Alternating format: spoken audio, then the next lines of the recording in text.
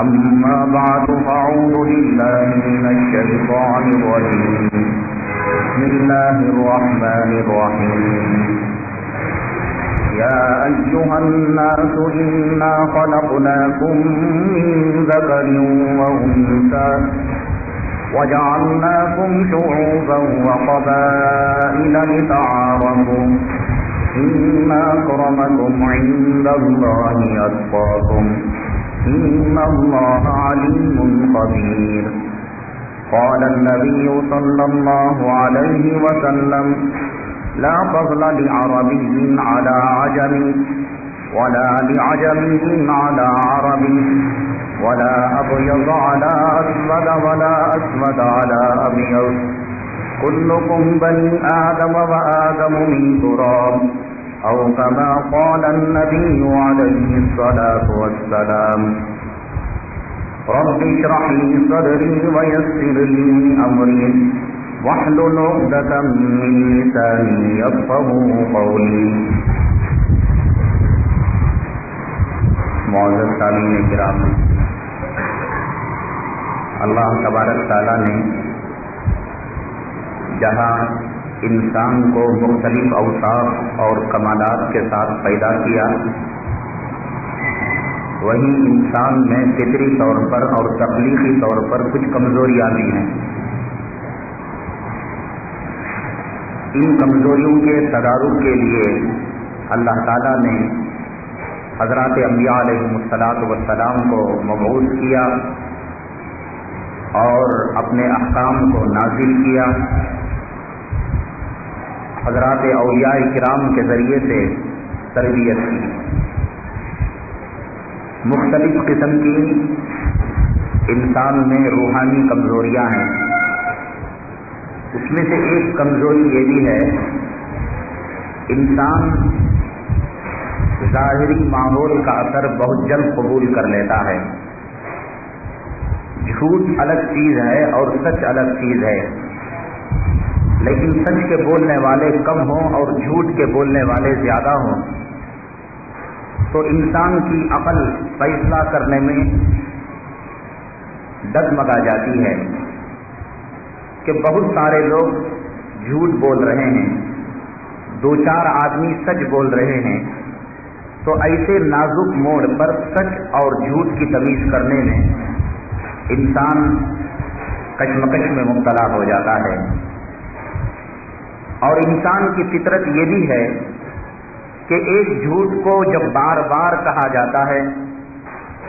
اور بہت سارے لوگ ایک جھوٹ کو کہہ رہے ہیں اور ایک بہت بڑے زمانے سے کہہ رہے ہیں، تب بھی اسے وہ سچ تسلیم کر لیتا ہے. یہ انسان کی فطرت کی کمی اور کوتاہی ہے. ہمارے معاشرے میں، سماج میں، سوسائٹی میں بہت ساری ایسی چیزیں ہیں جن کا حقیقت سے کوئی تعلق نہیں اور سچائی سے کوئی تعلق نہیں، لیکن اگر کوئی آدمی اس حقیقت کو لے کر سامنے آتا ہے تو انسان بالفور اسے قبول کرنے سے انکار کر بیٹھتا ہے. چھوٹی سی مثال ہے، شادی بیاہ کے موقع پر یہاں قاضی نوشاہ کو النکاح من سنتی کے بعد ایجاب و قبول کراتا ہے کہ ہم نے تمہارا نکاح فلاں کی دختر سے فلاں کی وکالت اور فلاں کی گواہیوں میں کیا، کیا تم نے قبول کیا؟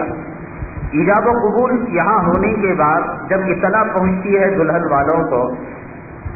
علامت کے طور پر اس کے گلے میں ایک لچھا ڈالتے ہیں. نمازی لوگ بھی یہ کام کر رہے ہیں، دائی اور مبلغ گھرانوں میں بھی یہ کام ہو رہا ہے، دیندار طبقے والے بھی یہ کام کر رہے ہیں،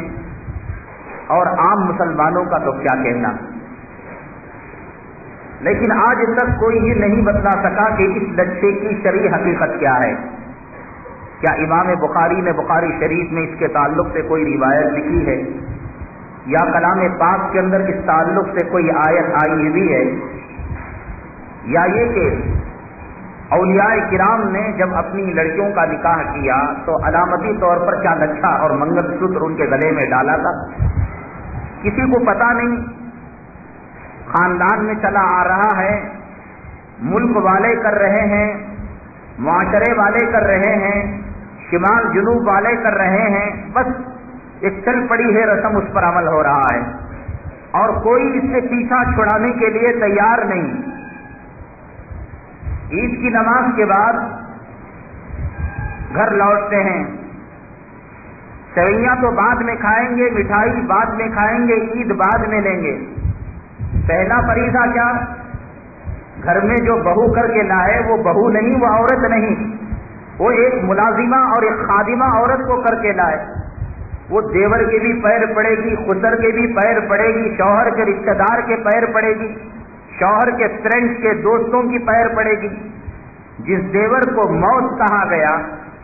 और देवर और भाभी के दरमियान पर्दे को फर्ज किया गया, अब ईद के मौके पर अगर वो पैर ना पड़े, पैर को ना छुए, तो मुस्तकिल तलाक तक बात चली जाती है, खुले तक और फैसलों तक बात चली जाती है। आने वाली लड़की सही नहीं, बड़ी मगरूर और मुतकब्बिर मालूम होती है कि उनके अम्मा बाप सिखाए नहीं कि ईद के बाद पैर कैसा पड़ा जाता है। चली जा रही है रस्म, लोग कर रहे हैं और करा रहे हैं, कराने वाले बुरा नहीं समझ रहे हैं, करने वाले मायूब नहीं समझ रहे हैं। ना पर्दे का लिहाज, आक़ाए दो आलम सल्लल्लाहु अलैहि वसल्लम से बढ़कर दुनिया में और कोई हस्ती नहीं। सहाबी ने आपसे पूछा, या रसूलुल्लाह सल्लल्लाहु अलैहि वसल्लम, हम जब बहुत दिनों के बाद एक साहिब दूसरे से मुलाकात करें तो क्या हम उसके इस्तकबाल में झुकें? हैदराबाद में आपने देखा होगा कि सलाम करते हैं तो जरा सर को झुका लेते हैं। एक रस्म चल पड़ी है, रिवाज चल पड़ा है। तो पूछा आक़ाए दो आलम सल्लल्लाहु अलैहि वसल्लम से, आया नहनी लहू, क्या हम उनके लिए झुक जाएं? आका ने फरमाया, ये सर सिर्फ अल्लाह के दरबार में झुकने के लिए है, मखलूक में किसी के दरबार में ये सर झुकने के लायक नहीं है। मखलूक में अगर किसी का सजदा किसी के लिए जायज होता, मैं हुक्म देता बीवी को कि वो शौहर के लिए सजदा करे। अब दुनिया के किसी मसलक में बीवी का सजदा शौहर के लिए साबित नहीं, तो फिर किसी पीर को, किसी मुर्शद को, किसी उस्ताद को, या घर की औरत शौहर को या किसी और के लिए सर झुकाना और उसके लिए झुकना कहां से जायज हो जाएगा? आक़ाए दो आलम सल्लल्लाहु अलैहि वसल्लम ने मना फरमा दिया। फिर फरमाया, क्या हम उससे मुआनका कर सकते हैं, मुसाफहा कर सकते हैं, गले लगा सकते हैं? आक़ाए दो आलम सल्लल्लाहु अलैहि वसल्लम ने इसकी इजाजत दे दी। तो एक आदमी का दूसरे के लिए झुकना आका ने मना फरमा दिया। यहाँ पैर पर पड़ने में ऐसा तो नहीं होता कि सामने वाले को लिफ्ट में ऊपर उठा दिया गया हो और उसके पैर छुए जा रहे हो। वो तो खड़ा ही रहता है और ये औरत झुकती है, उसमें सर भी झुकाया जा रहा है, पैर भी चूमे जा रहे हैं। ऐसी हजारों मिसालें हमारे मुआशरे में हैं। ये सेरे की रस्म है। सेरा डालने वाला एक बहुत बड़ा तबका है, बेहयाओं का तबका। फूल का इस्तेमाल करना मर्द के लिए नाजायज है। फूल सिर्फ औरत के लिए है। खुशबू मर्द इस्तेमाल कर सकता है, इत्र इस्तेमाल कर सकता है, फूल नहीं इस्तेमाल कर सकता। तज़ीन और खूबसूरती की चीजें ये औरतों के लिए है। मेहंदी लगाना औरतों के लिए है, फूल लगाना औरतों के लिए है, खूबसूरत बनना औरतों के लिए है। मर्द का जेवर, उसकी शुजाअत, उसकी बहादुरी, उसका जिहाद का कारनामा, उसकी जुरात का कारनामा, उसका तालीमी कारनामा और उसकी इबादत और उसकी रात की बेदारी, उसकी कौम की खिदमत, ये मर्द का जेवर है। मर्द सोने की जंजीर पहनकर कमजोर औरतों में शामिल होने के लिए नहीं पैदा हुआ है। बाकी खुतबे को देखो, 3 उंगलियों को मेहंदी लगा लिया, पौ लड़की बन गया। भाई तूने 3 उंगलियों को कहां से मेहंदी लगा लिया? मैं 3 उंगलियों को मेहंदी लगाना सुन्नत कर दे, ये कहां से आ गई सुन्नत? ये खानदान में बात चल पड़ी है कि मर्द पूरे हाथ को मेहंदी नहीं लगा सकता, 3 उंगलियों को लगाया, लगाकर पौ लड़की बनकर जा रहा है घूमने के लिए, फिरने के लिए। गले में सोने की जंजीर डाले हुए है, भीख की अंगूठी पहने हुए है। जाहिर सी बात है, जब इसकी गहराई में जाते हैं, हजारों ऐसी चीजें हैं जिनका शरीयत से कोई ताल्लुक नहीं, कुरान से कोई ताल्लुक नहीं, हदीस से कोई ताल्लुक नहीं, نہ جانے کب کس نے یہ شروع کر دی تھی، کس وجہ سے شروع کی تھی، آج یہ معاشرے میں وہ چیزیں چل پڑی ہیں اور مسلمانوں میں وہ طبقہ جو دیندار کہلاتا ہے اور قرآن حدیث کے قریب کہلاتا ہے وہ بھی اس پر عمل کر رہا ہے۔ لچھے کے تعلق سے آپ نے سنا ہوگا، اکبر بادشاہ کوئی دیندار بادشاہ نہیں تھا، کوئی پرہیزگار بادشاہ نہیں تھا، وہ رعایا کو خوش کرنے کے لیے ہر طبقے کی ایک عورت سے اس نے نکاح کیا۔ راجپوت گھرانے کی لڑکی سے جب اس نے نکاح کیا تو راجپوت گھرانے میں یہ رسم ہے کہ شادی شدہ عورت کے گلے میں منگل سوتر ڈالا جاتا ہے، لچھا ڈالا جاتا ہے۔ تو جب محل کی دوسری عورتوں نے دیکھا، عورتوں میں خوبی ہے، وہ دوسروں کو عبادت کرتے ہوئے دیکھ کر اگر ان میں عبادت کا جذبہ آئے نہ آئے یہ دوسری بات ہے،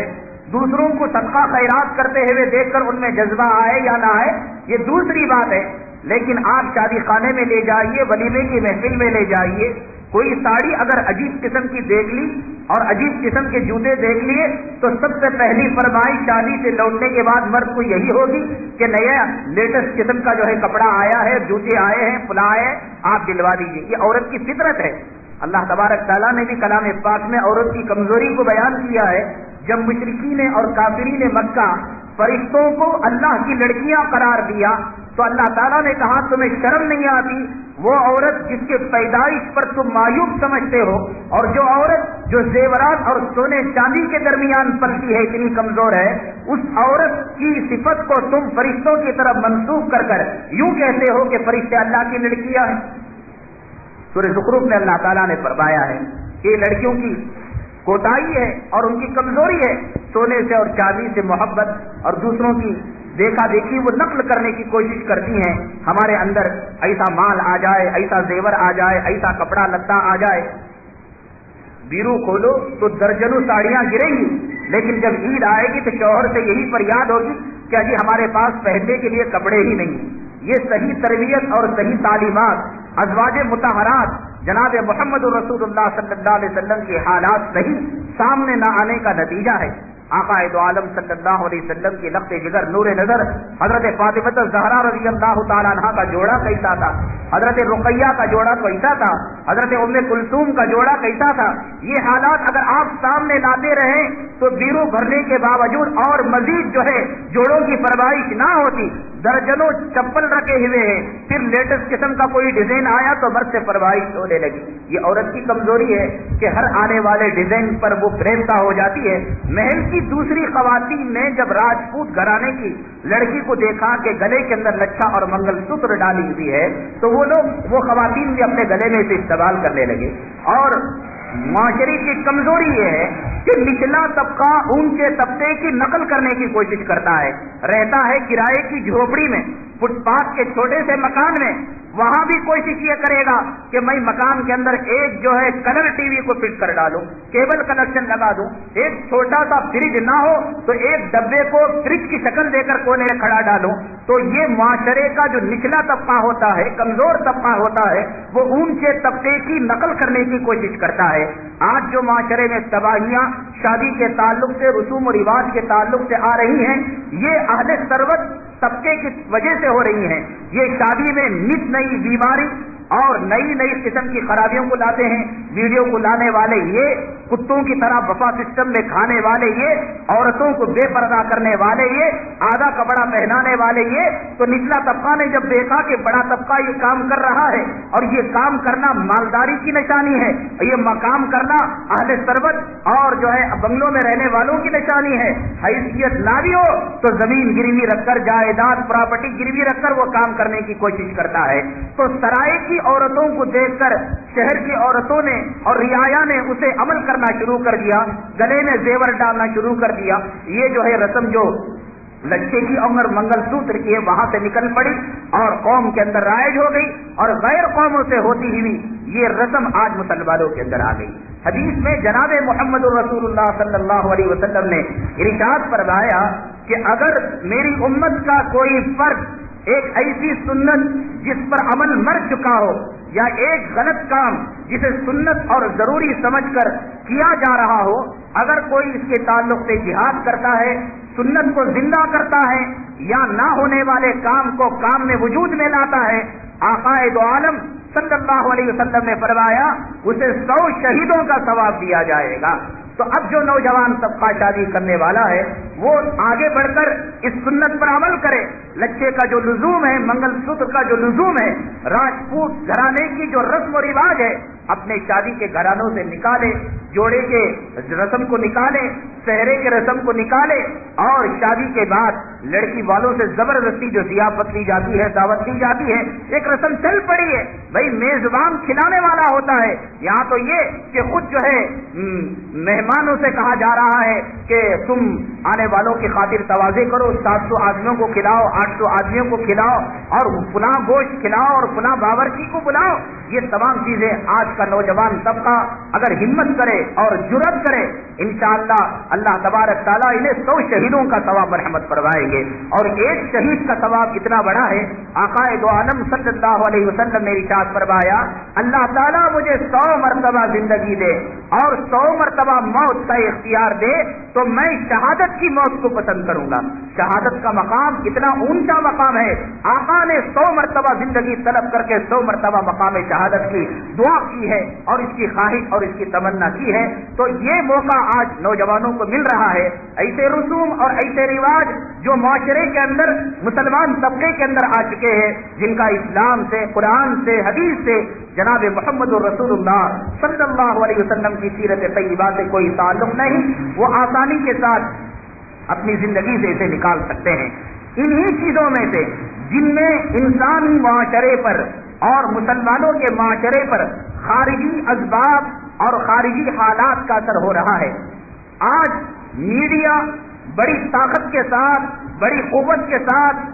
بہت ساری ایسی چیزیں مسلمانوں کے اندر داخل کر رہا ہے جس سے ایک آدمی خاندانی مسلمان تو ہے،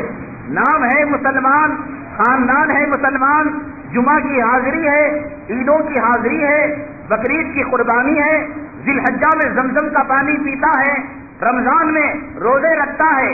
اسلامی اسپرٹ اور اسلامی جو روح ہے اس روح سے وہ خالی ہے۔ آپ کو معلوم ہونا چاہیے ایک جسم ہے اور ایک روح ہے، جسم اور روح میں جو اصل چیز ہے وہ روح، اگر نکل جائے تو جسم کی کوئی قدر و قیمت باقی نہیں رہتی۔ ایک ہے زندہ گھوڑا جو میدان جنگ میں کام آنے والا ہے، اور ایک گھوڑا اس سے حسین اور اس سے جوان ہے لیکن وہ مر چکا ہے۔ دونوں گھوڑے بازار میں بکنے کے لیے آئے تو جو گھوڑا حسین اور جوان ہے لیکن روح نہیں ہے، بازار میں اس کی کوئی قدر و قیمت نہیں۔ لیکن جو گھوڑا بوڑھا ہو، جتنے اعمال کیوں نہ کر لے، جمعہ کی نماز کیوں نہ پڑھ لے، تہجد کیوں نہ پڑھ لے، حج کیوں نہ کر لے، روزے کیوں نہ رکھ لے، لیکن اسلامی روح اور اسلامی اسپرٹ اگر نہ ہو، یہ اعمال اللہ تبارک تعالیٰ کے دربار میں ناقابل قبول ہے۔ یہ جو میڈیا، ہندوستانی حکومت اور ایک وہ طبقہ جو اسلام اور مسلمانوں کا دشمن ہے، اشتہاروں کے ذریعے سے، میڈیا کے ذریعے سے مسلمانوں میں اسلامی اسپرٹ کو کم کرنا چاہتا ہے۔ آپ دیکھ لیجئے ٹی وی کے اندر کئی ایسے سیریل بتلائے جاتے ہیں اور اخباروں کے اندر کئی ایسے اشتہار اور ایسی نیوزیں دی جاتی ہیں، اور آپ کو جا بجا ایسی خبریں دیکھنے میں آتی ہیں کہ جس سے ہندو احیاء پرستی کا پتہ چلتا ہے، یعنی مسلمانوں کو کمزور بتلایا جاتا ہے۔ ایک فلم کے اندر جب لڑائی ہوتی ہے تو لڑنے والا، دہشت گردی کرنے والا، عصمت لوٹنے والا، چوری کرنے والا کسی مسلمان کو سامنے رکھ دیا جاتا ہے کہ اس کے چہرے پر سنت ہے اور وہ پگڑی باندھا ہوا ہے۔ ان چیزوں کا اثر آج مسلمانوں پر پڑ رہا ہے۔ تو مستقل یہ جو ذہنیت ہے مسلم مخالف طبقے کی، نام تو لینا نہیں چاہتا، آپ حضرات کو اخبارات کے ذریعے سے، ہندوستانی حالتوں کے ذریعے سے پتہ لگ چکا ہوگا کہ کس طریقے سے سازشیں ہو رہی ہیں۔ ہندوستان کو جمہوری ملک کہا جانے والا، جمہوری ملک کا کوئی مذہب نہیں ہوتا اور کوئی ملت سے اس کی وابستگی نہیں ہوتی، لیکن ہندوستان کا کوئی بھی گورنمنٹ ڈپارٹمنٹ اور کوئی بھی گورنمنٹ محکمے میں جا کر دیکھ لیجئے، کہیں گنیش کی مورتی رکھی ہوئی ہے، کہیں جو ہے دیوی دیوتاؤں کی پوجا کی جا رہی ہے وہاں، اور ہندوستانی حکومت کے کسی کام کی اگر افتتاح کی جاتی ہے تو سورہ یاسین اور سورہ فاتحہ پڑھ کر نہیں، اور صلاۃ الحاجت اور صلاۃ التشکر پڑھ کر نہیں، بلکہ پوجاؤں کے ذریعے سے، پوجا پاٹ کے ذریعے سے کاموں کی ابتدا کی جاتی ہے۔ مستقل ہندوستان کی آزادی کے بعد سے آج تک یہ کوشش باتیں کی جا رہی ہیں کہ مسلمانوں کے اندر ایمانی کمزوری پیدا کر دی جائے، مسلمانوں سے ایمان اور اسلام کی روح کو ختم کر دیا جائے، قرآن سے بیزارگی پیدا کر دی جائے، حدیثوں سے بیزارگی پیدا کر دی جائے، یہ آج مسلمانوں میں جو آوارہ طبقہ نظر آ رہا ہے، جو غیر مسلم کی طرف رجوع ہو رہا ہے، وہ فلموں کی طرف رجوع ہو رہا ہے، وہ سیاستدانوں کی طرف رجوع ہو رہا ہے، یہ مسلسل اسی کوشش کا نتیجہ ہے۔ آج مجھے اسی چیز پر بات کرنا ہے کہ ہندوستان آج شام سورج غروب ہونے کے بعد اپنی آزادی کی 51 سالہ 50 پر 1 سالہ جشن منانے جا رہا ہے۔ اسی پبلسٹی کے ذریعے سے، اسی اشتہار بازی کے ذریعے سے، اسی تشہیر کے ذریعے سے آج مسلمانوں کے دلوں میں یہ بات بٹھائی گئی ہے کہ ہندوستان کو آزاد کرانے والے چند نام نہاد غیر مسلم لیڈروں کا نام لیا جاتا ہے۔ جواہر لال نہرو کا نام لے لیا، مہاتما گاندھی کا نام لے لیا، شاستری کا نام لے لیا۔ آج بچے سے پوچھو تو یہی نام وہ کہہ رہا ہے، بڑے سے پوچھے تو یہی نام کہہ رہا ہے۔ لے دے کر 2-3 نام، مولانا ابوالکلام آزاد اور پھر محمد علی جناح فلاں فلاں، ایک 2-3 نام جو ہے سامنے لائے جاتے ہیں جنہوں نے آزادی کے لیے کچھ پیش قدمی کی ہے۔ حقیقت تو یہ ہے ہندوستان کی آزادی میں جو سب سے بڑا حصہ، بلکہ ہندوستان جو آزاد ہوا وہ مسلمانوں کے جذبہ جہاد کے نتیجے ہی میں آزاد ہوا، کیونکہ غیر قوموں کے پاس مرنے کے بعد کوئی اور چیز اور عالم نہیں ہے، کوئی اور دنیا نہیں ہے، اور ان کے پاس جزا اور حساب و کتاب کا کوئی تصور نہیں ہے۔ ہندوستان کی آزادی کے لیے ہمارے علماء کرام مفتی مہدی حسن صاحب اور شاہ عبدالعزیز صاحب رحمۃ اللہ علیہ نے سب سے پہلے ہندوستان کے اندر مسلمانوں کے سامنے فتوے کو صادر کیا، انگریزوں کا وجود اسلام کے لیے خطرہ ہے اور مسلمانوں کے لیے خطرہ ہے۔ حضرت ٹیپو سلطان شہید رحمۃ اللہ علیہ عالم کے اندر، ہندوستان کے اندر وہ پہلی ہستی ہیں جنہوں نے ہندوستان کو یہ نعرہ دیا کہ ہندوستان ہندوستانیوں کے لیے ہے، اور سب سے پہلے انہوں نے یہ محسوس کیا کہ انگریزوں کا وجود اور انگریزوں کا عالم میں، اس ہندوستان میں موجود رہنا مسلمانوں کے لیے خطرہ ہے اور اسلام کے لیے خطرہ ہے اور دین کے لیے خطرہ ہے۔ حضرت ٹیپو سلطان شہید رحمۃ اللہ علیہ کو کم وقتوں نے، تاریخ کے لکھنے والوں نے اور انگریزی تاریخ کے مرتب کرنے والے انگریزی مورخوں نے غلط طور پر پیش کر دیا۔ حضرت ٹیپو سلطان شہید رحمۃ اللہ علیہ یہ نہیں چاہتے تھے کہ ہندوستان اور کرناٹک کے اندر ان کے خاندان سلطنت خدا داد قائم ہو جائے، نہیں، اس وقت میں اور حضرت ٹیپو سلطان شہید رحمۃ اللہ علیہ کے دور اقتدار میں کوئی فرق نہیں تھا۔ دریائیں اسی طریقے سے بہتی تھیں، ندیاں اسی طریقے سے بہتی تھیں، اسی طریقے سے سورج طلوع ہوتا تھا، اسی طریقے سے سورج غروب ہوتا تھا، عالم کا نظام اسی طریقے سے چل رہا تھا۔ لوگ حضرت ٹیپو سلطان شہید رحمۃ اللہ علیہ کی جہاد اور انگریزوں کی لڑائی کو یہ سمجھتے ہیں کہ حضرت ٹیپو انگریزوں سے اقتدار چھین کر اپنے خاندان میں اقتدار لانا چاہتے تھے۔ حضرت ٹیپو سلطان شہید رحمۃ اللہ علیہ اقتدار کے بھوکے نہیں تھے، اقتدار کے پیاسے نہیں تھے، اقتدار کے بھوکے اور اقتدار کے پیاسے تھے تو جس طریقے سے دکن کے نظام نے انگریزوں سے ساز باز کر کے حکومت کی باغ ڈور اپنے ہاتھ میں سنبھال لی تھی، اگر حکومت آپ کو محبوب تھی، چہیتی تھی، انگریزوں سے ساز باز کر کے حضرت ٹیپو سلطان شہید رحمۃ اللہ علیہ اپنے خاندان والوں کو، بچوں کو یتیم ہونے سے بچا لیتے اور بیویوں کو بیوہ ہونے سے بچا لیتے، اپنے خاندان کو تحفظ فراہم کر دیتے۔ حضرت ٹیپو سلطان شہید رحمۃ اللہ علیہ کی لڑائی آزادی سے بڑھ کر اس بات کی تھی کہ ہندوستان کے اندر اللہ تعالیٰ کے قانون کو نافذ کیا جائے، ہندوستان کے اندر جناب محمد الرسول اللہ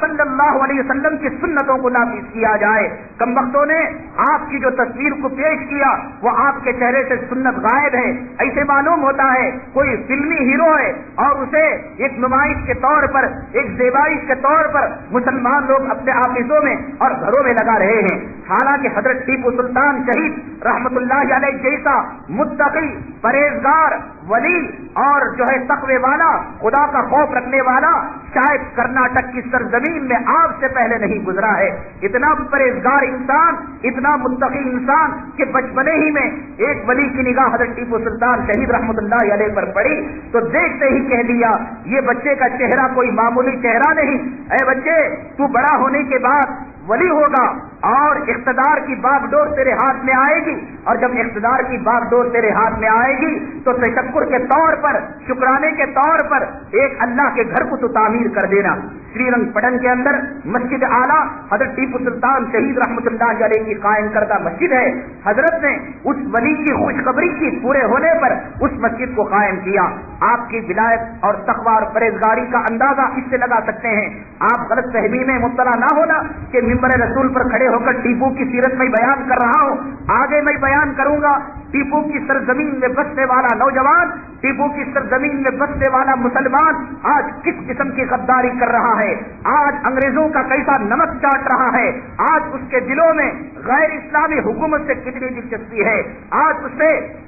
کفر کی ماحول سے کتنی انسیت ہے، محبت ہے، اور حضرت ٹیپو سلطان شہید رحمت اللہ علیہ کی سرزمین پر کیا اسے رہنے کا کوئی حق ہے؟ کیا اس آب و ہوا میں اسے سانس لینے کا کوئی حق ہے؟ کیا اخلاق اسے اجازت دیتی ہے؟ انگریزوں کا نمک کھا کر، آج بھی انگریزوں کا نام لے کر چہرہ دیکھتا ہے تو کہتا ہے کہ میرا نوجوان انگریزوں کا چہرہ والا ہے۔ آج بچہ پیدا ہوتا تو کہتا ہے کہ بچہ پیدا ہوا انگریزوں کا چہرہ پیدا ہوا، یعنی ایسا بچہ پیدا ہوا گویا انگریز کی طرح ہے۔ اگر لڑکی کے لیے داماد ڈھونڈتا ہے کہتا ہے مجھے انگریز جیسا گورا داماد چاہیے۔ آج انگریزوں کا خون جن مسلمانوں کی رگوں ریشوں میں گھوم رہا ہے، ٹیپو کی تاریخ سامنے رکھ کر ٹیپو کے غدار میر صادق علی اور میر غلام علی اور میر عالم علی ان کے کیا نتائج ہوئے، اور اللہ تبارک تعالیٰ نے، اللہ کی قدرت نے ان کے ساتھ کتنا سنگین انتقام لیا۔ آج انگریزوں کی غلامی میں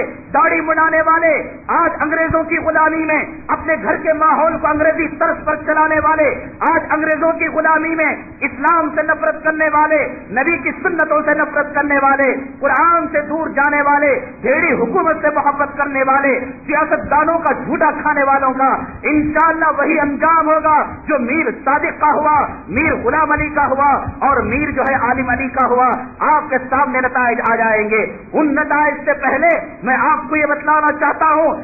جس سرزمین میں تم بستے ہو اس سرزمین کو یہ فخر حاصل ہے، آسمان رش کر رہا ہے، زمین مسرت سے جھوم رہی ہے کہ اس سرزمین کے اندر ایک باصفا، متقی، پرہیزگار، اللہ دوست ولی حضرت ٹیپو سلطان شہید رحمت اللہ علیہ پیدا ہوئے اور اسی سرزمین کے اندر مدفون ہے۔ آج ہمیں فخر ہے، آج ہمیں شان ہے اس بات پر کہ ہمارے معاشرے میں، ہمارے سماج میں، ہماری سوسائٹی میں اور ہمارے ملک میں، ہماری ریاست میں ایسا اللہ والا مجاہد جو انگریزوں سے لڑتے ہوئے اور امام حسین رضی اللہ تعالیٰ عنہ کی سنت کو پورا کرتے ہوئے اللہ کے راستے میں شہید ہو گیا۔ جب مسجد اعلیٰ قائم ہوئی، آپ کی بزرگی اور آپ کا تقویٰ اور آپ کی پرہیزگاری بتلاتا ہوں، میں آپ کو بتلاؤں حدیث پاک میں جناب محمد رسول اللہ صلی اللہ علیہ وسلم نے ارشاد فرمایا کہ دو خصلتیں مومن کے اندر جمع نہیں ہو سکتی، ایک بخل ہے اور دوسرے بزدلی ہے۔ جو بزدل ہوگا وہ مومن نہیں ہوگا،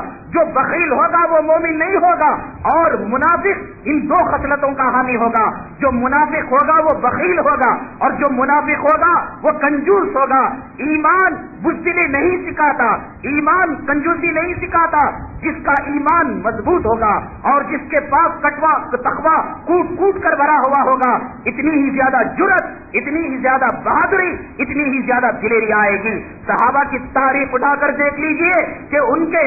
جرأت کا راز، ان کی بہادری کا راز، ان کے سپہ سالاری کا راز اور ان کا میدان جنگ کے اندر دلیرانہ لڑنے کا راز یہ ہے، اللہ کا خوف اور تقویٰ کوٹ کوٹ کر بھرا ہوا تھا۔ حضرت ٹیپو سلطان شہید رحمت اللہ علیہ کی تاریخ کو آزادی کا چشمہ لگا کر دیکھنے سے پہلے ان کی تقوی کی زندگی، پرہیزگاری کی زندگی، للہیت کی زندگی کو دیکھیے۔ مسجد اعلیٰ جب بن گئی اور مسلح بچھا دیا گیا، کچاکچ صفیں بھر گئی اور تکبیر کہہ دی گئی، حضرت ٹیپو سلطان شہید رحمت اللہ علیہ نے آواز لگائی، آج اس مسجد اعلیٰ کے مسلح پر سب سے پہلی امامت وہ کرے گا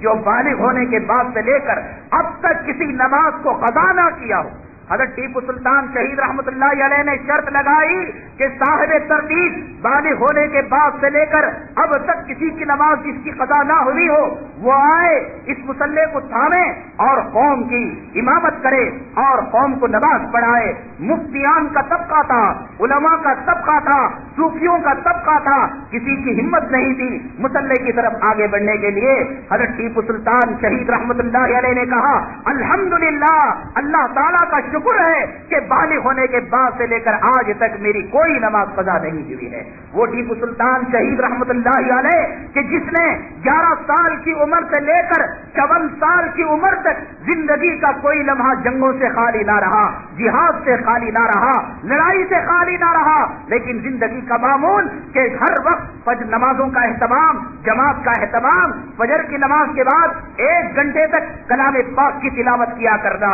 ہر بادشاہ کی تاریخ میں عیش ملتا ہے, سرور ملتا ہے اور سارنگی ملتی ہے اور لڑکیوں کے ساتھ کھیل کود اور تفریح کا منظر سامنے آتا ہے. ان بادشاہوں کی تاریخ میں منفرد تاریخ ہے حضرت ٹیپو سلطان شہید رحمت اللہ علیہ کی.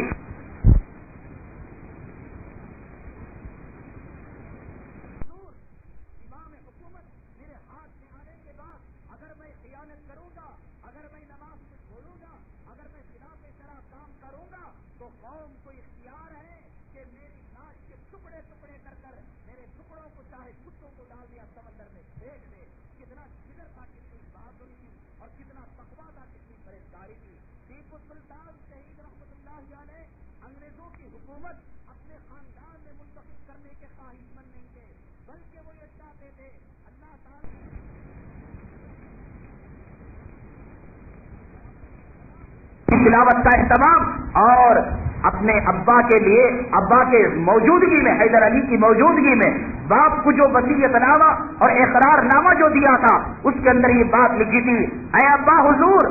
زمام حکومت میرے ہاتھ میں آنے کے بعد اگر میں خیانت کروں گا, اگر میں نماز کو چھوڑوں گا, اگر میں خلاف شرع کام کروں گا تو قوم کو اختیار ہے کہ میری لاش کے ٹکڑے ٹکڑے کر کر میرے ٹکڑوں کو چاہے کتوں کو ڈال دیا سمندر میں پھینک دے. کتنا جگر تھا, کتنی بہادری تھی اور کتنا تقویٰ تھا, کتنی پرہیزگاری تھی. ٹیپو سلطان شہید رحمت اللہ علیہ انگریزوں کی حکومت اپنے خاندان میں منتقل کرنے کے خواہش مند نہیں تھے, بلکہ وہ یہ چاہتے تھے اللہ تعالیٰ نے مسلمانوں کو کائنات کے اندر اپنا نائب اور خلیفہ بنا کر بھیجا ہے تاکہ احکام الہیہ کو کائنات کے اندر نافذ کرے. آج لوگ غلط نعرہ پیش کرتے ہیں کہ قرآن کی حفاظت کرو, مسلم پرسن اللہ کی حفاظت کرو, دین کا تحفظ کرو, شریعت کا تحفظ کرو. ارے ہم کون ہوتے ہیں قرآن کی حفاظت کرنے والے, ہم کون ہوتے ہیں دین کی حفاظت کرنے والے, ہم کون ہوتے ہیں شریعت کا تحفظ کرنے والے. اللہ نے فرمایا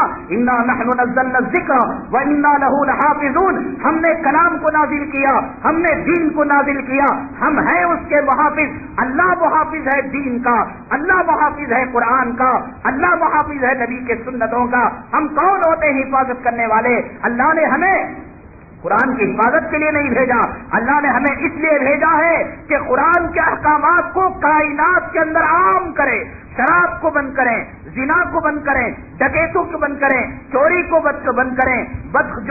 بدنیتی کو بند کریں اور بدعمال کو بند کریں. مسلمان قرآن کی حفاظت کے لیے نہیں آیا, مسلمان میمورنڈم تیار کر کے غیر مسلم حکومتوں اور غیر مسلم امیروں کے سامنے اپنے تحفظ کی بھیک مانگنے کے لیے نہیں آیا. مسلمان ہادی بن کر آیا ہے, مسلمان رہبر بن کر آیا ہے, مسلمان حاکم بن کر آیا ہے, مسلمان اعلیٰ بن کر آیا ہے. وہ نچلی سطح کی اقلیت والی کمزور بھیک کی زندگی گزارنے کے لیے نہیں آیا. صحابہ کی تاریخ, اولیاء کی تاریخ اٹھا کر دیکھ لیجئے, ان کی زندگی میں پیون لگے کپڑوں کا ثبوت ملتا ہے, ان کی زندگی میں پیٹ پر پتھر باندھنے کا ثبوت ملتا ہے, ان کی زندگی میں بے گھر جنگلوں میں بسیرا کرنے کا ثبوت ملتا ہے, ان کی زندگی میں فقر و فاقہ اور مصیبتوں کے جھیلنے کا ثبوت ملتا ہے. لیکن یہ ثبوت نہیں ملتا ملتا کہ کوئی صحابی کسی بادشاہ کے سامنے سر نگو ہو رہا ہو، یہ ثبوت نہیں ملتا کوئی ولی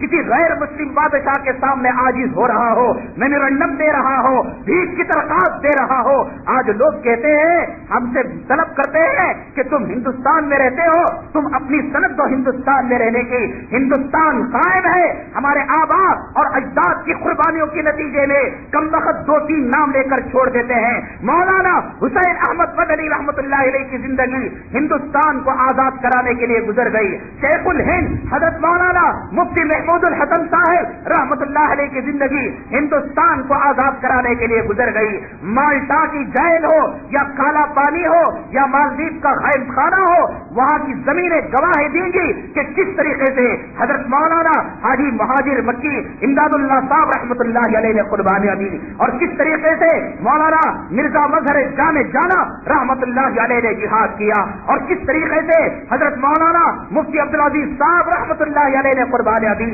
اور تو اور اس گاندھی کو جو مہاتما کا خطاب دیا، اس گاندھی کو مہاتما کا جو لقب دیا، کون دیا؟ ہندوستانی حکومت دی یا انگریزوں نے دیا؟ لکھنؤ کے عالم حضرت مولانا عبدالحی فرنگی محلی رحمت اللہ علیہ نے مناسب یہ سمجھا ہندوستان میں بہت بڑا طبقہ غیر مسلموں کا بنتا ہے، تو گاندھی کو آگے رکھ کر آزادی کی تحریک چلائی جائے، تو گاندھی کو خوش کرنے کے لیے مہاتما کا لقب حضرت مولانا عبدالحی مہنگی فرنگی رحمت اللہ علیہ جو لکھنؤ کے زبردست عالم ہیں، انہوں نے گاندھی کو مہاتما کا خطاب دیا ہے۔ یہ ہندوستان جو آزاد ہے ٹیپو سلطان شہید رحمت اللہ علیہ کے صدقے میں، ہندوستان جو آزاد ہے حسین احمد مدنی رحمت اللہ علیہ کے صدقے میں، ہندوستان جو آزاد ہے مفتی عبدالعزیز صاحب رحمت اللہ علیہ کے فتوے کے صدقے میں، ہندوستان جو آزاد ہے حضرت مولانا مفتی محمود الحسن صاحب رحمت اللہ علیہ کے صدقے میں۔ آج دارالعلوم دیوبند کا مدرسہ سارے عالم کے اندر مشہور ہے، عالم کے چپے چپے سے لوگ تعلیم حاصل کرنے اور اپنے ان کی پیاس مٹانے کے لیے سیراب ہونے کے لیے آتے ہیں۔ کیا آپ یہ سمجھتے ہیں کہ دارالعلوم کا جو مدرسہ ہے وہ فارسی اور عربی پڑھانے کے لیے قائم کیا گیا؟ حضرت مولانا قاسم صاحب نانوتوی رحمت اللہ علیہ اور دیگر اکابرین نے آج سے 150 سال پہلے محسوس کیا کہ یہ انگریز جس طریقے سے جان کا دشمن ہے، اسی طریقے سے مومن کے ایمان کا دشمن ہے، مسلمان کے اسلام کا دشمن ہے، تو لہذا اسلام کی حفاظت کرنے کے لیے اور مسلمانوں میں دینی بیداری پیدا کرنے کے لیے، قرآن کی لہر پیدا کرنے کے لیے، سنتوں کا چرچا کرنے کے لیے، انگریزوں کی مخالفت میں مجاہدوں کا دستہ تیار کرنے کے لیے، مجاہدوں کی جماعت پیدا کرنے کے لیے دارالعلوم دیوبند کا قیام حضرت مولانا قاسم صاحب نانوتوی رحمت اللہ علیہ نے قائم کیا۔ فارسی پڑھانے کے لیے، انگریزی حساب پڑھانے کے لیے نہیں۔ اسی وقت حضرت مولانا اشرف علی صاحب تھانوی رحمت اللہ علیہ نے فتویٰ دیا کہ انگریزوں کی بنائی ہوئی ان کو استعمال کرنا حرام ہے،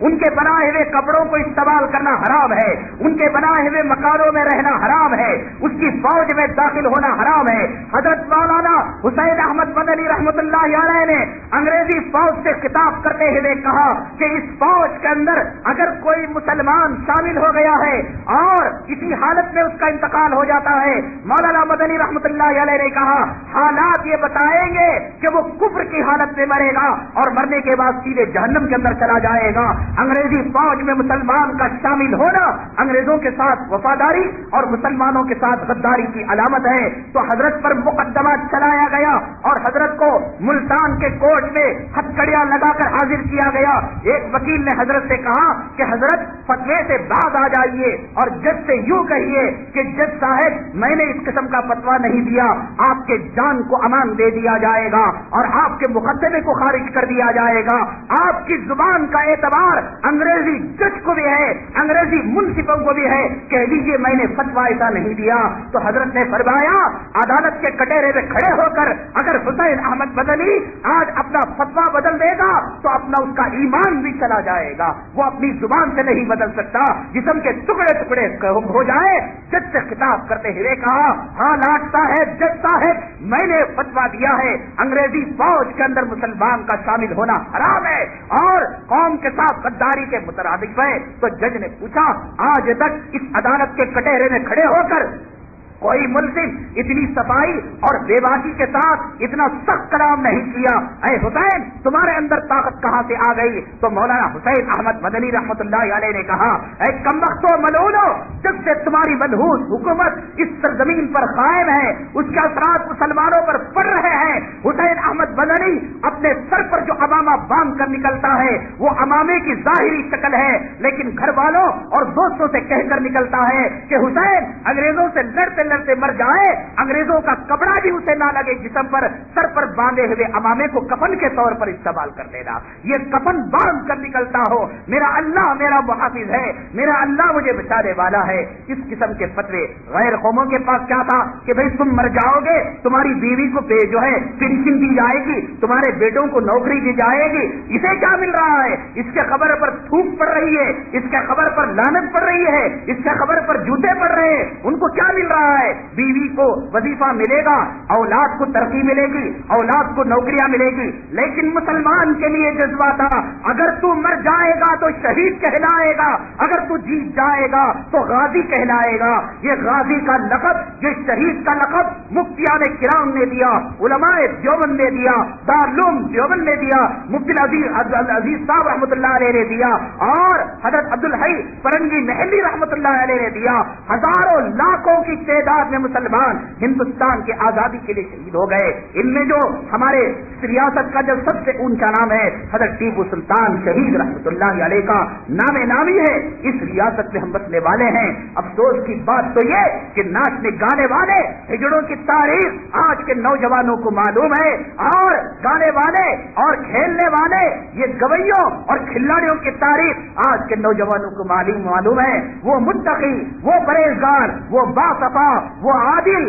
وہ اللہ والا جس کی موت پر زمین رو پڑی اور جس کی شہادت پر آسمان رو پڑا، نیکی 4 تاریخ تھی۔ اسی ریاست میں آپ رہتے ہیں نا، اپریل کو کیسی گرمی ہوتی ہے، مئی میں کیسی گرمی ہوتی ہے، چلچلاتی دھوپ، گرم لو چل رہی ہے۔ فجر کی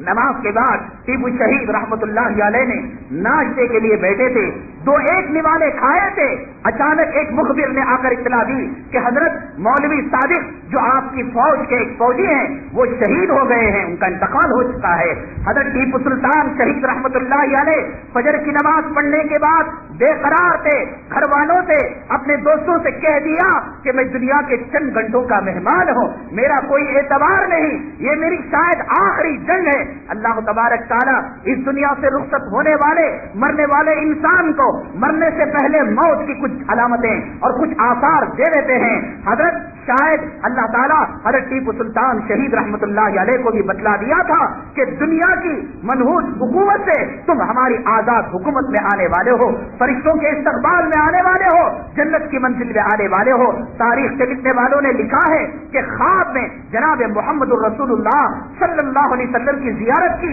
حضرت ٹیپو سلطان شہید رحمت اللہ علیہ نے۔ حضرت رسول کریم صلی اللہ علیہ وسلم نے فرمایا حضرت ٹیپو شہید سے کہ ہم تمہاری ملاقات کے لیے بےتاب ہیں، اے ٹیپو کب آؤ گے ہم سے ملاقات کرنے کے لیے؟ اس کے بعد سے ٹیپو کی رات کی نیند حرام ہو گئی تھی اور دن کا کھانا حرام ہو گیا تھا۔ کہہ رہے تھے آقا نے مجھے ملاقات کی تمنا کی ہے، میں کب جام شہادت نوش کروں گا، کب میرے آقا جناب محمد رسول اللہ صلی اللہ علیہ وسلم سے ملاقات کروں گا۔ دنیا کی حکومت کرنے والے، حکومت کی حوث رکھنے والے، سلطنت کی حوث رکھنے والے، جاگیروں کی حوث رکھنے والے، زمینوں کی حوث رکھنے والے اپنی حکومت کو اپنے نام سے منسوخ کرتے ہیں۔ اکبر نے کہا اکبری حکومت، جہانگیر نے کہا جہانگیری حکومت، غزنوی نے کہا غزنوی حکومت، لیکن قربان جائے حضرت ٹیپو سلطان شہید رحمت اللہ علیہ کی ولایت پر، تختے پر، پرہیزگاری پر اپنی حکومت اور سلطنت کا نام رکھا سلطنت خدا داد، کہ یہ سلطنت اور یہ حکومت اللہ کی دی ہوئی ہے،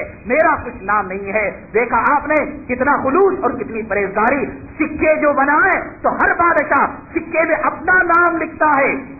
اپنی تصویر چھاپتا ہے اور اپنا جو ہے کچھ جو اس کے اندر علامت تحریر کرتا ہے۔ ٹیپو سلطان شہید رحمت اللہ علیہ نے جو سکے بنائے، ایک طرف تو یہ سکے کے ایک رخ میں یہ تھا کہ لوگوں اللہ کا خوف اپناؤ، تقوی والی زندگی پر گزارو، اور دوسری طرف سکے پر یہ لکھا ہوا تھا هو السلطان العادل، اللہ ہی بادشاہ ہے، انصاف کرنے والا ہے، ہم جو ہے کوئی اس کے سامنے حیثیت رکھنے والے نہیں۔ ہر چیز کے اندر اس نے علاقوں کے نام رکھے تو اپنے خاندانوں کے نام پر نہیں رکھے، بنگلور کا نام رکھا تو دارالسرور رکھا، اور کسی اور علاقے کا نام رکھا اسلام پور رکھا، اور کسی اور کا نام رکھا محمد پور رکھا، کسی اور کا نام رکھا حسین آباد رکھا، صحابہ کے نام پر، اولیاء کے نام پر، جناب محمد رسول اللہ صلی اللہ علیہ وسلم کے نام پر علاقوں کے نام رکھے۔ اور اپنی جو تلوار تھی اس تلوار کو بھی یہ کہہ سکتا تھا کہ تلوار سلطانی ہے، نہیں، حضرت علی کرم اللہ وجہہ کی شجاعت،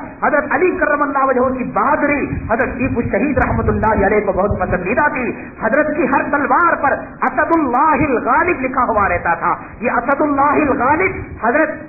خالد بن ولید رضی اللہ تعالیٰ عنہ کا لقب تھا۔ حضرت نے اس لقب کو اپنی تلوار کے اندر کندہ کیا ہوا تھا۔ ساری زندگی تقوی کی، پرہیزگاری کی۔ آج ہمیں دکان سے فرصت نہیں، آج 2-4 بچوں سے فرصت نہیں، آج گھر بار سے فرصت نہیں، آج فٹ پاتھ کے ٹھیلا والا بھی جماعت چھوڑ رہا ہے۔ وہ ٹیپو جس کی 12 سالہ زندگی سے لے کر 54 سالہ زندگی تک جہاد میں وقت گزرتا ہے، میدان جنگ میں وقت گزرتا ہے، ایک وقت بھی تکبیر تحریمہ کے بغیر نماز نہیں وہ پڑھتا، اور کبھی تلاوت کو ناغہ نہیں کرتا، ہمیشہ تسبیحات لے لیے ہوئے، مرتے دم تک امامہ سر پر رکھے ہوئے، ٹیپو کی سرزمین میں بسنے والا نوجوان ہجڑوں کی چراغ سروں پر رکھے ہوئے، ناچنے گانے والوں کا ہیئر اسٹائل اپنائے ہوئے، وہ ٹیپو جو سلطنت خدا داد کا مالک تھا، وہ ٹیپو جو ریاست کرناٹک کا مالک تھا، اپنے سر پر جناب محمد رسول اللہ صلی اللہ علیہ وسلم کی سنت کو قائم کیے ہوئے تھا،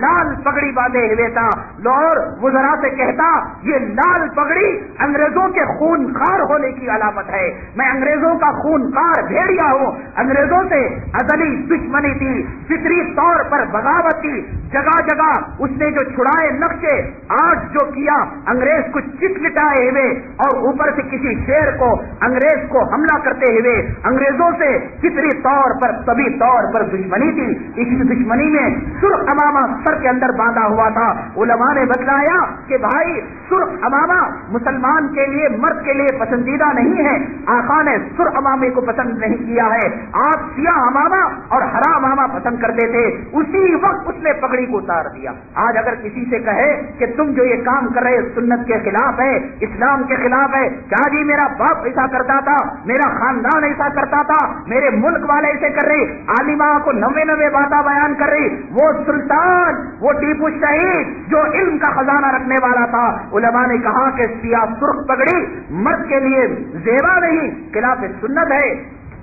فوراً نکال دیا، حرام امامہ اور ہری پگڑی کو زندگی بھر کے لیے لازم قرار دے دیا۔ شہادت کے وقت تک وہ پگڑی ٹیپو سلطان شہید رحمت اللہ علیہ کے سر پر قائم تھی۔ اتنا سنتوں کا شہدا اور دل دادا تھا، نہ جانے اللہ تعالیٰ کو کیا منظور تھا، اللہ تعالیٰ کو کیا پسندیدہ تھا، اللہ کی کیا رضا تھی، اللہ کی عزت و جلالت کی قسم، اللہ تعالیٰ اگر ٹیپو کو اور 10 سالہ مہلت دے دیتے، ہندوستان کے اندر نہیں تو کم از کم ریاست کرناٹکا میں انشاءاللہ اسلامی مملکت اور اسلامی حکومت قائم ہو چکی ہوتی۔ بدعت سے نفرت کرنے والا، خرافات سے نفرت کرنے والا، بے پردگی سے نفرت کرنے والا، جتنے دنوں وہ سلطان رہا، اس نے احکام کے جاری کرا دیے کہ مسلمان تو مسلمان، غیر مسلم عورت بھی سر سے پلو ڈالے بغیر سڑکوں پر آ نہیں سکتی، آئے گی تو سر پر پلو رہنا لازم ہے۔ کیرلا کے اندر ایک رواج تھا، رسم تھا کہ جب برسات کو مانگنا ہوتا، دیوی دیوتاؤں کے سامنے وہاں کی عورتیں اپنے سینے کا گریبان کھول کر، چولیاں کھول کر دیوی دیوتاؤں کو خوش کرنے کے لیے پوجا کیا کرتی تھی۔ تو ٹیپو سلطان شہید رحمت اللہ علیہ نے کہا کہ آج کے بعد اگر کوئی عورت اس قسم کی پوجا کرے گی اسے سخت سے سخت سزا دی جائے گی۔ بے حیائی کا خاتمہ اس نے کیا، بے شرمی کا خاتمہ اس نے کیا، بے حجابی کا خاتمہ اس نے کیا۔ یہاں آپ تو کہیں گے یہ متعصب ہوگا، مندروں کے پجاریوں کے لیے وظیفے ادارے جاری کیے, چرچوں کے لیے زمین کو فراہم کیا. آج کہتے ہیں یہ جمہوری ملک ہے, آج کہتے ہیں کہ مسلمان بادشاہ متعصب تھے. وہ ٹیپو سلطان شہید رحمت اللہ علیہ جو اسلام سے اتنی محبت کرنے والا, قرآن سے اتنی محبت کرنے والا, غیر مسلموں سے اتنی عظمت تھی کہ اگر کوئی فوجی غیر مسلم عورت کو چھیڑ دیتا یا اگر کوئی ستا دیتا اور شکایت پہنچ جاتی تو اسے پھانسی کے تختے پر لٹکا دیا جاتا یا قید میں بند کر دیا جاتا. یہ نہیں دیکھتا یہ میرے خاندان کا ہے یا اسلام کا ماننے والا ہے. ایک مرتبہ ٹیپو سلطان شہید رحمت اللہ علیہ کے فرزند آپ کے شہزادے کسی کے باغ میں جا کر مالک کی اجازت کے بغیر پھل توڑ کر کھا لیے. ٹیپو سلطان شہید رحمت اللہ علیہ اس مالک کے سامنے, رعایا کے سامنے اپنے بچے کو قاضی کے ذریعے سے پٹوایا, کوتوال کے ذریعے سے سزا دی کہ لوگوں مجرم مجرم ہوتا ہے, چاہے وہ سلطان کا بیٹا ہو چاہے وہ غیر مسلم کا بیٹا ہو. ایسا انصاف, ایسا عدل اور ایسی بادشاہت کا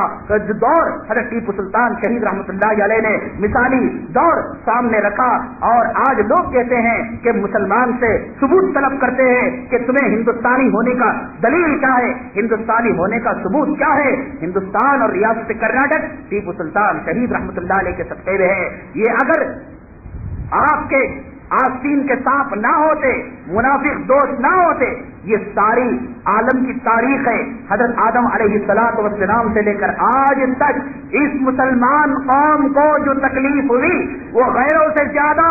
آستین کے سانپوں سے ہوئی. مسلم پرست اللہ کو جو تکلیف پہنچ رہی ہے, آج جو کہہ رہے ہیں کہ ہندوستان کے اندر سول کوڈ نافذ کر دیا جائے, آج جو کہہ رہے ہیں کہ پرست اللہ کو ختم کر دیا جائے, آج جو کہہ رہے ہیں مسلمانوں کے ریزرویشن کو ختم کر دیا جائے, اس کے اندر مسلمان غداروں کا, میر صادق کے نائبوں کا, میر قاسم اور میر غلام علی کے نائبوں کا سب سے بڑا ہاتھ ہے. یہ مسلمانوں کا سب سے بڑا المیہ ہے. انہیں شکست دینے کے لیے, انہیں ہرانے کے لیے کوئی غیر طاقت کام نہیں آئی, بلکہ خود ان کا طبقے میں سے کچھ ایسے غدار پیدا ہو گئے, ایسے منافق پیدا ہو گئے جس سے مسلمانوں کی جماعت کو رسوائی ہونے لگی. وہ ٹیپو سلطان شہید جس نے کبھی شکست کا منہ نہیں دیکھا تھا, کبھی ہار کا منہ نہیں دیکھا تھا, وہ نہیں جانتا تھا کہ ہار کیا ہوتی ہے, شکست کیا ہوتی ہے. اس کے ماں نے اسے تقوی کے ساتھ دودھ پلایا تھا, اس کے ماں نے اسے پرہیزگاری کے ساتھ تربیت کی تھی.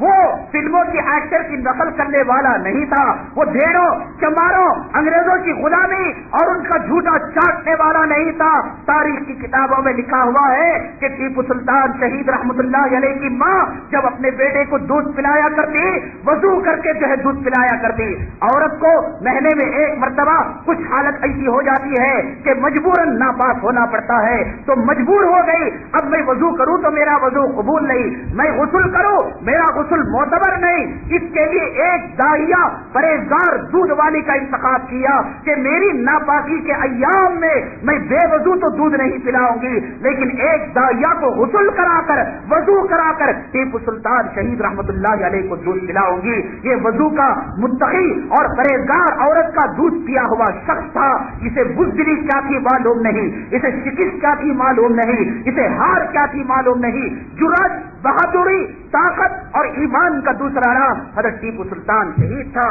لیکن کیا کیا جائے,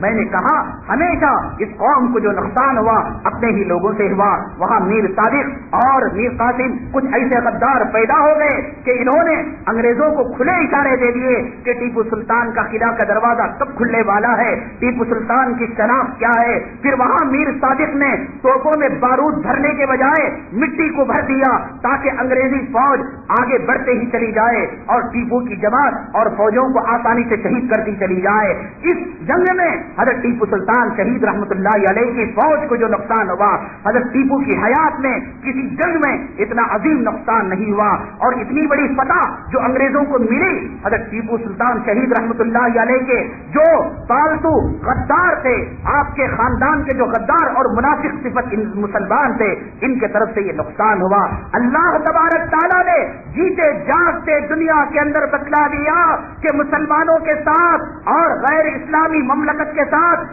ساز باز کرنے کا انجام کیا ہوتا ہے، اور قرآن سے دوری کا انجام کیا ہوتا ہے، حق سے دوری کا انجام کیا ہوتا ہے، اسلام سے دوری کا انجام کیا ہوتا ہے۔ اے انگریزی طرز سے حکم محبت کرنے والوں، اے انگریزی تعلیم اور طور طریقوں اور تہذیب و تمدن کو پسند کرنے والوں، مکان بنایا تو کہا کہ یہ مکان امریکہ کے طرز پر بنے گا، لڑکا پیدا ہوا تو کہا کہ لڑکا انگریز کی طرح پیدا ہو گیا، داماد ڈھونڈا تو کہا کہ داماد انگریز جیسا ہونا چاہیے، اور نوکری ڈھونڈی تو کہا کہ حکومت کی نوکری ملنی چاہیے، انگریزی طرز کی نوکری ملنی چاہیے، ہر چیز کے اندر لباس ٹیلر کو آرڈر دیا تو کہا انگریزی طرز کا لباس ہونا چاہیے، لڑکی کے لیے ماڈل پسند کیا تو کہا کہ انگریزی لڑکی کی طرح ماڈل چاہیے۔ یاد رکھو، انگریزی سے محبت رکھنے والوں اور اسلام سے دوری اختیار کرنے والوں، اے وہ لوگوں جنہیں اسلام کا دل میں کوئی احترام نہیں، رسمی طور پر کچھ عبادتیں کر اپنے آپ کو مسلمان سمجھنے والوں، تمہارا انجام وہی ہوگا جو میر قاسم کا ہوا، میر صادق کا ہوا اور میر علی کا ہوا۔ دنیا نے بتلا دیا کہ جب میر صادق نے انگریزوں کو اشارہ کر دیا کہ ٹیپو سلطان شہید تمہارے مطلوب اور تمہارے مقصود یہی ہے، اور حضرت ٹیپو سلطان شہید رحمت اللہ علیہ کا اشارہ کر وہ جب جانے لگا تو آپ کے وفادار فوجیوں میں راجہ محمد خان ایک فوجی تھا، اس نے کہا اے میر صادق، حضرت ٹیپو کو شہید کرا کر موت کے گھاٹ اتار کر تو بچ کر جانا چاہتا ہے، تلوار کو اٹھا کر جو مارا تو ایک مار میں سر تن سے جدا ہو گیا، لاش 2 دن تک زمین پر تڑپتی رہی، سڑتی رہی، گلتی رہی، نہ کوئی وارث آیا، کتے سونگ کر چھوڑ دیے، 2-3 دن تک لاش سڑتی رہی۔ انگریزوں سے محبت کرنے والوں، انگریزی طور طریقوں سے دل لگانے والوں، انگریزوں کا جھوٹا چاٹنے والوں اور غیر اسلامی سیاستدانوں سے محبت کرنے والوں، میر صادق سری رنگ پٹن کی سرزمین گواہ ہے، پوچھو جا کر کہ میر صادق کی لاش کو کتوں نے سونگ کر نہیں دیکھا۔ 3 دن کے بعد جب لاش سے تعفن پیدا ہو گیا، بدبو پیدا ہو گئی، وہ انگریز جن کی غلامی میر صادق کیا کرتا تھا اور جن سے ساز باز کر رکھا تھا، اپنے ہی بوٹوں اور چپلوں اور لاتوں سے ایک کھڈا کھود کر میر صادق کی لاش کو کھڈے کے اندر ڈال دیا کہ کہیں بدبو سے ہماری طبیعتیں نہ خراب ہو جائے۔ کوئی اس کا پرسار حال نہیں تھا، لوگ اس کی خبر سے آتے جاتے تو میر صادق کی خبر پر ایک مرتبہ ضرور تھوک دیتے، ایک مرتبہ لعنت ملامت کر دیتے۔ اور آپ کے غداروں میں سے ایک غدار تھا میر علی، اس کا میر عالم علی اس کا نام۔ اللہ تبارک تعالیٰ نے اتنا بھیانک انجام دنیا کے اندر بتایا، لوگ کہتے ہیں کہ آج کرو گے تو قیامت کے دن بھگتو گے، زمانہ چلا گیا، سائنٹیفک دور آ گیا ہے، فارورڈ دور آ گیا ہے، زیرس STD ISD کا دور آ گیا ہے، یہاں ڈائل کیا اور وہاں امریکہ میں جو ہے بل بجنے لگی اور یہاں اوپر پیپر ڈالا اور نیچے سے زیرس آ گیا۔ اللہ نے کہا صبح کو کرو تو شام میں بھگت لو۔ وہ پہلے کہا کرتے تھے اگر تم برائی کرو گے تمہاری اولاد پر اترے گا، تمہارے خاندان پر اترے گا، وہ زمانہ گیا جناب۔ اب آپ کریں گے تو آپ کو بھگتنا پڑے گا، جوانی میں کریں گے، بڑھاپے سے پہلے اللہ حشر دکھائیں گے، بڑھاپے میں کریں گے، مرنے سے پہلے اللہ تبارک تعالیٰ حشر اور انجام دکھائیں گے۔ حضرت ابراہیم بن ادھم رحمت اللہ علیہ ایک مرتبہ ایک بیٹے کو دیکھا کہ باپ کو مار رہا ہے اور باپ کو مار رہا ہے، یہاں سے وہاں تک مار کر لے جا رہا ہے۔ حضرت ابراہیم بن ادم رحمت اللہ علیہ اس منظر کو دیکھ کر خاموش رہ گئے، اور جب اس کنارے سے اس کنارے پر گیا تو تب جا کر وہاں دونوں کو چھڑا دیا، باپ کو الگ کر دیا اور بیٹے کو الگ کر دیا۔ باپ ناراض ہو گئے، اے ابراہیم آپ کیسے اللہ کے ولی اور پرہیزگار ہیں، یہ بیٹا مجھے یہاں سے وہاں تک مارتا رہا، تماشا دیکھتے رہے، پون گھنٹہ پٹنے کے بعد جب میری ہڈیاں چکنا چور ہو گئی اور میرے جسم کے اندر جا بجا زخم آ گئے تو اب بچانے آ گئے۔ تو کہنے لگے بیٹے مجھے وہ بھی دن یاد ہے جب تم بیٹے تھے تو اسی مقام پر یہاں سے وہاں تک تم نے اپنے باپ کو مارا تھا، تو میں نے یہ سوچا کہ یہ قدرت کا فیصلہ ہے، اگر درمیان بھی جاؤں گا تو یہ قدرت اپنا انتقام پورا کر کے ہی رہے گی، کوئی چیز تو یہ جوتوں اور لاتیوں سے بچا نہیں سکتی، اس وجہ سے میں درمیان میں نہیں آیا۔ تو قدرت دنیا کے اندر بتلا دیتی ہے۔ میر جو ہے علی، جو عالم تھا، نام تھا اس کا انجام یہ ہوا، آخری زمانے میں جذام کا مرض سے پیدا ہو گیا، اور جذام کا جب مرض پیدا ہو گیا، اطباء اور ڈاکٹروں نے بتلایا اس کا علاج یہ ہے کہ زہریلے سانپوں کو چھوڑ کر اس سے جو ہے ڈسایا جائے۔ تو چنانچہ زہریلے سانپوں کو چھوڑا گیا، اللہ تعالیٰ نے اس کے جسم کے اندر ایسے جراثیم پیدا کر دیے تھے کہ زہریلے سانپ جب اسے ڈستے تو اس کے زہر کی وجہ سے سانپ مر جاتا، لیکن کم وقت جوں کا تو زندہ رہتا۔ ماں نفرت کرنے لگی، باپ نفرت کرنے لگا، بیوی نفرت کرنے لگی، اولاد نفرت کرنے لگی، تھو کی زندگی ہو گئی، لعنت ملامت کی زندگی ہو گئی۔ تو جس طریقے سے ابو لہب کے مرنے کے بعد اس کے اولاد نے اسے ڈنڈوں کے ذریعے سے، لاٹھیوں کے ذریعے سے اس کی لاش کو گھر کے باہر پھینک دیا تھا، تو اس کا بھی حشر یہ ہوا اس غدار کا کہ اس کی موت کے بعد اس کی لاش کو اس کے گھر سے باہر پھینک دیا گیا، نہ نماز جنازہ پڑھی گئی، نہ غسل دیا گیا، نہ کفن دیا گیا۔ حضرت ٹیپو سلطان شہید رحمت اللہ علیہ کے غداروں میں سے کسی غدار کو نماز جنازہ نصیب نہیں ہوئی، کسی غدار کو غسل نصیب نہیں ہوا، کسی غدار کو کفن نصیب نہیں ہوا۔ آج بھی ٹیپو کے ماننے والے کو جرأت، عزت، بہادری نصیب ہوگی، اور آج بھی انگریزوں کی غلامی کرنے والوں کو کہیں اس بات کا اندیشہ ہے کہ انہیں نماز جنازہ نصیب نہ ہو، انہیں کفن نصیب نہ ہو، انہیں غسل نصیب نہ ہو۔ انگریزوں کا جھوٹا چاٹنے والوں، ہر معاملے کے اندر انگریزوں کا حوالہ دینے والوں، ہم امریکہ میں رہتے ہیں، ہم لندن میں رہتے ہیں، ہم آسٹریلیا میں رہتے ہیں، ہمارا ڈائننگ ٹیبل ایسا ہوگا، ہمارا غسل خانہ ایسا ہوگا۔ ارے مکے سے محبت کرو، مدینے سے محبت کرو، اولیاء سے محبت کرو، یوں کہو میں گھر بناؤں گا، مدینے کے والی کی طرح گھر بناؤں گا، میں آشیانہ بناؤں گا، نبی کے آشیانے کی طرح بناؤں گا، پیرانے پیر کے آشیانے کی طرح بناؤں گا۔ ہجڑوں کا نام، کھڑے ہو کر پیشاب کرنے والوں کا نام، انگریزوں کا نام، حرام خوروں کا نام چھوڑ دو۔ اللہ نے دنیا کے اندر بتلایا حرام خوری، انگریزی غلامی کا انجام کتنا خطرناک اور عبرتناک ہوتا ہے۔ افسوس تو یہ ہندوستان آزاد ہو کر 50 پر 1 سال ہو گیا، لیکن آج بھی بہت سارے مسلمانوں میں انگریزوں کا خون دوڑ رہا ہے۔ انگریزوں سے محبت، انگریزی تہذیب سے محبت، انگریزی لباس سے محبت، انگریزی معاشرت سے محبت، یہ انجام ٹیپو سلطان شہید کی تاریخ بتلا رہی ہے کہ انگریزوں سے محبت کرنے والے کا انجام بڑا خطرناک ہوتا ہے۔ اور دیکھ لو آج کون بھی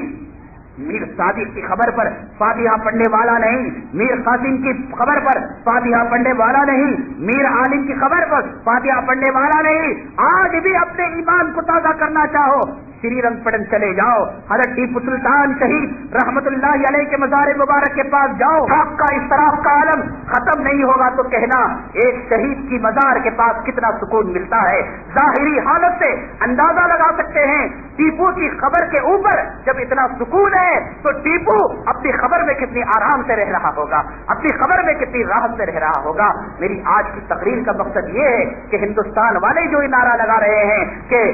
مسلمانوں کا کوئی حصہ نہیں اور 2-4 غیر مسلموں کا نام، یہ غلط نعرہ ہے۔ ہندوستان آزاد ہوا عالم کے اور مفتی کے فتوے کی بنیاد پر۔ ہندوستان کے اندر آزادی جو آئی ٹیپو سلطان شہید رحمت اللہ علیہ کے جہاد کے کارنامے پر، ہمارے اکابرین کے کارنامے پر۔ اپنے بچوں کو، اپنے معاشرے کو، اپنے خاندان والوں کو یہ پیغام پہنچاؤ، ہندوستان جو قائم ہے ہمارے صدقے اور ہمارے رحم کرم اور ہمارے بل بوتے پر قائم ہے۔ اللہ تبارک تعالیٰ سے دعا ہے اللہ تبارک تعالیٰ ہمارے اندر ٹیپو سلطان شہید رحمت اللہ علیہ کی جرأت اور بہادری کو پیدا کرے اور مرتے دم تک ثابت قدم ایمان پر